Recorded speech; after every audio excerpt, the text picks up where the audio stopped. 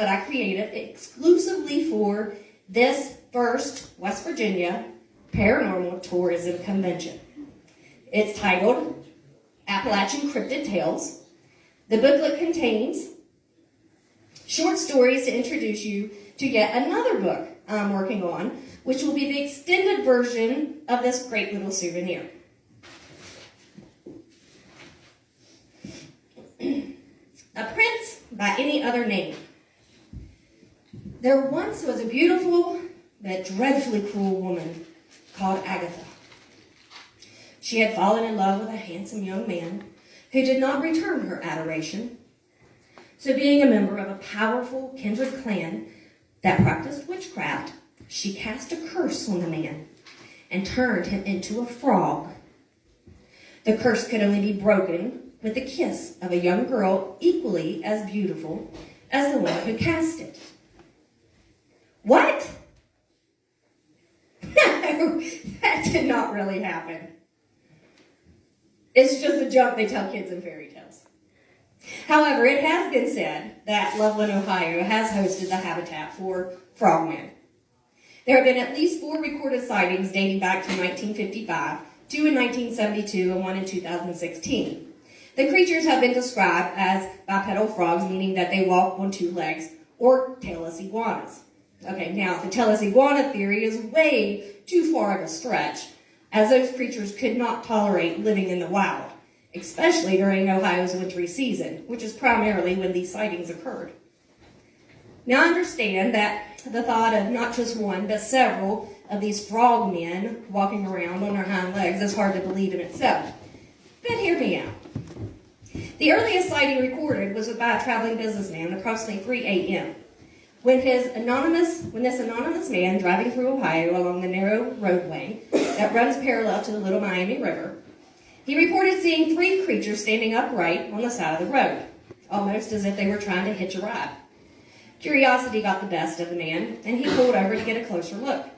He described them as having frog-like heads, leathery skin, and being around 3 or 4 feet tall. As he grabbed the door handle to exit the vehicle, the one in the middle raised his arm into the air, and with his webbed hand, he was wielding a long stick that had a spark on the end. As he swirled it in the air, resembling the fireworks sparkler, the sparks became more prominent. Fearing his safety, the man punched the gas and never looked back. Now, here come the more convincing accounts. In 1972, 2 police officers claimed to see the creatures. The first one was afraid of being ridiculed, so his story was recorded anonymously, like the traveling businessman. I mean, who could blame him, right? You're saying you saw a 4-foot frog on a magic wand. He reported while he was cautiously creeping down the road due to a sheet of ice that became its covering, he saw a small dog.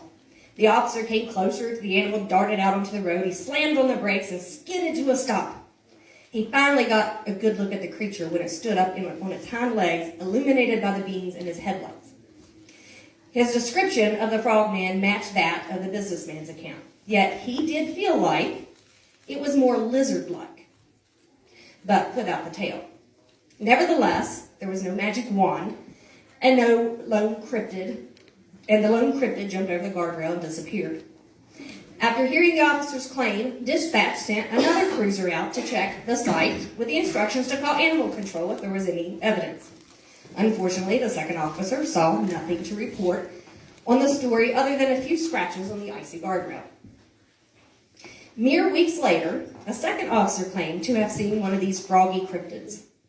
This man was bold enough to come forth publicly, allowing his name to be recorded along with his testimony. Officer Matthews said that on the same icy road in the same vicinity where the first officer had experienced his encounter, he saw it. At first, it appeared to be a dead animal on the road. Afraid that it might cause a wreck on the ice, Officer Matthews decided to pull over and collect the carcass to avoid further mishaps. Yet as he approached the animal, it lunged upward, stood for only a brief moment at approximately 4 feet tall, and the officer pulled his gun and fired just as the frogman turned. He was pretty confident he had hit it, as it staggered to the edge of the road and fell over the guardrail, but then it disappeared. Now, Matthew's version of the short magical beast was that it looked like the same as the others had described, but he had added that it did have a tail. Another version of his story was put in his trunk, and together he and the first officer, they got together and buried the carcass. As time went on, Officer Matthew's story of the account continued to change. Now, some believe that because of the discrepancies in the descriptions as well as the account at the end of his tale, he had made the story up to support the already mocked cop before him. But during his last interview regarding the Frogman, he basically denied most of the story, saying it was exaggerated. Now, the tale of the Frogman that you most likely have never heard is that of Katie Ann, who did believe in the fairy tale that started us on this journey. Her story is said to have begun at the edge of the river. She walked along the bank collecting flowers on her way home from school.